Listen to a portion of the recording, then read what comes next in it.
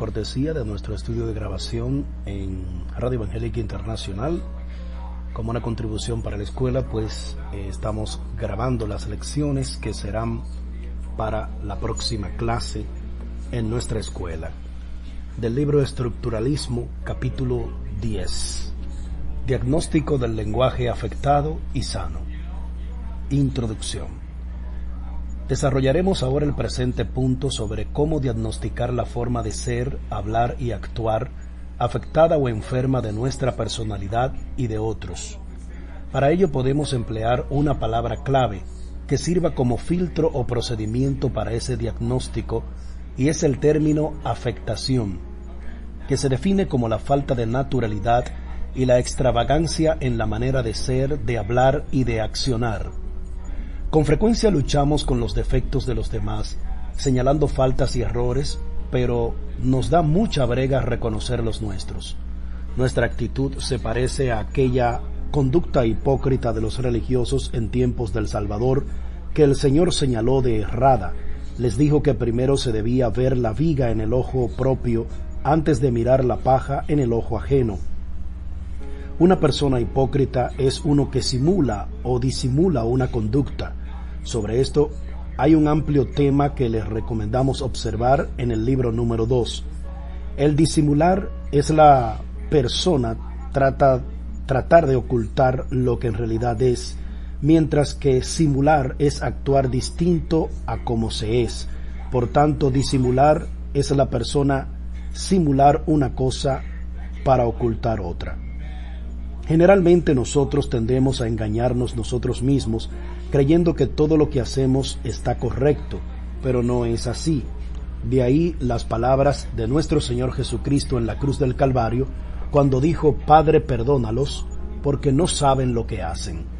Así que usemos esta palabra afectación para descubrir nuestra realidad de una conducta sana o enferma, porque ello es clave para uno aceptar un proceso de cambio.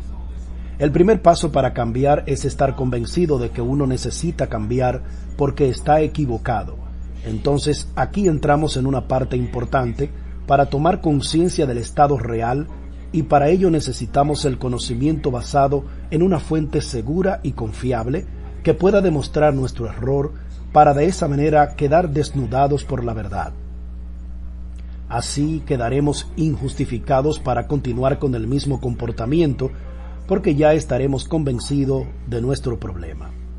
Aquí debemos atacar eso de las costumbres, porque ellas nos impiden ver lo malo de nuestro proceder, porque se trata de algo que subyace en el inconsciente, pues costumbre viene de rutina, y rutina es una costumbre arraigada y antigua, y el hábito de hacer las cosas guiándonos por la experiencia y sin consultar la razón. Entonces, imagínese cuando alguien tiene las costumbres y los hábitos arraigados, de tal manera que hace las cosas de modo automático. Eso no le permite tomar cuenta de lo que está bien o mal, pues allí no hay conciencia, ni razonamiento, ni convicción de lo que hace. Para entrar en conciencia es necesario despertar del letargo, salir del sueño, despertar del intelecto, avivar la mente, como ordena Efesios capítulo 5, dice: despiértate tú que duermes.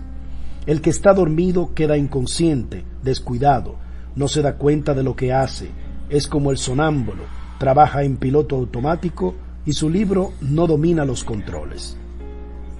Cuando se define la palabra avivar, sale esto: un cambio dramático de conciencia, factor primario para sacar a la persona de su letargo, de las costumbres, de los hábitos, para que pueda reconocer su afectación. El cambio se consigue con argumentaciones, con tesis, con información desafiante, pero con la verdad, tal como ocurrió en los tiempos de la Reforma Protestante, cuando la gente estaba sumergida en sus costumbres, afanes y miserias. Allí la iglesia imperante hacía lo que le daba la gana, y para la gente eso era algo normal. Pero un ministro decidió escribir 95 tesis y las publicó para denunciar la decadencia de los poderes religiosos, dando inicio a un despertar dramático de conciencia.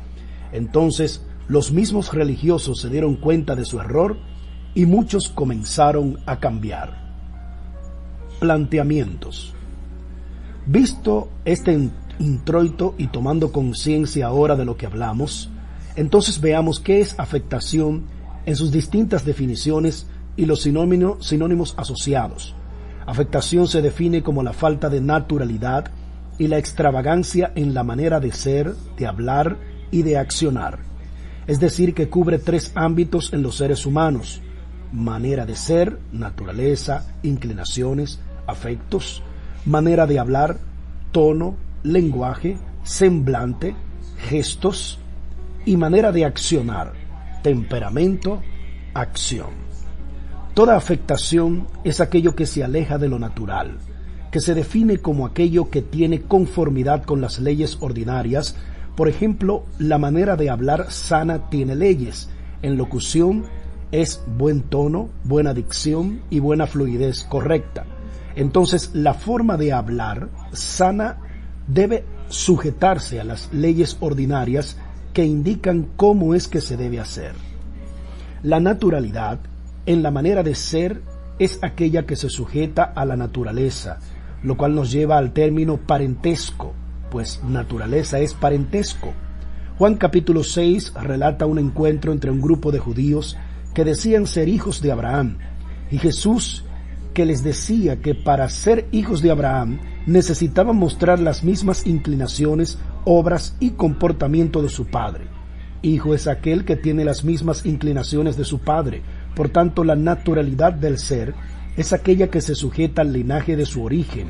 Por ejemplo, un cristiano debe mostrar la naturaleza divina, las que Cristo mostró: sencillez y mansedumbre, amoroso, servicial, apacible, de buen ánimo.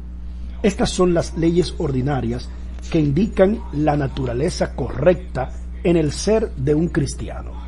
De modo que toda esta forma de Cristo debe ser en el creyente algo instintivo, automático y natural. Lo contrario, lo distinto, lo opuesto, es afectación. Ahora consideraremos algunos sinónimos del término afectación. En el accionar: jactancia, ostentación, suficiencia, disimulo, simulación, extravagancia, fingimiento. En el lenguaje: pedantería, rebuscamiento, intelectualidad. En lo religioso: la conducta enferma. Aquí aparecen los moralistas como los filósofos cínicos griegos, el mejor disfraz de un fariseo. Inventores de la diatriba. Un discurso violento e hiriente utilizado para el atropello en los debates públicos. Tiene varios sinónimos. Uno es la mojigatería, que consiste en humildad fingida y falsedad, simulación de sentirse moralmente escandalizado. Afectación es falta de naturalidad, extravagancia en la forma de ser y de hablar. Aplica a un religioso que predica escandalizado por los pecados, las faltas de algunos, pero en su hogar tiene otro tipo de comportamiento. Es un inmoral, violento, lioso, un animal, dictador o sinvergüenza. Sinónimos de mojigatería es puritanismo, hipocresía, beatería, gazmoñería, melindre. El religioso enfermo se conoce como por su santurronería, que es lo mismo a devoción con afectación. Una persona devota pero enferma, que es solo apariencia, porque lo suyo es ser un gazmoñero puro, pero él mismo no es puro en nada de lo que hace. Ese es un puritano mojigato, un beato, un santurrón. Es alguien exagerado en el rigor religioso y alardea de ello. Por ejemplo: yo solo me dejo dirigir de Jehová, yo solo leo la Biblia, yo ayuno, yo oro, etc. Ese es un simple puritano. Es posible identificar ciertas afectaciones en el carácter de una persona con tan solo observar su comportamiento. Alguien extravagante o retraído denuncia una estructuración mental fuera de lo normal. Por eso la observación es vital para esto de diagnosticar una conducta afectada, ya sea en lo religioso o de la vida social, cuando es sana y cuando es enferma.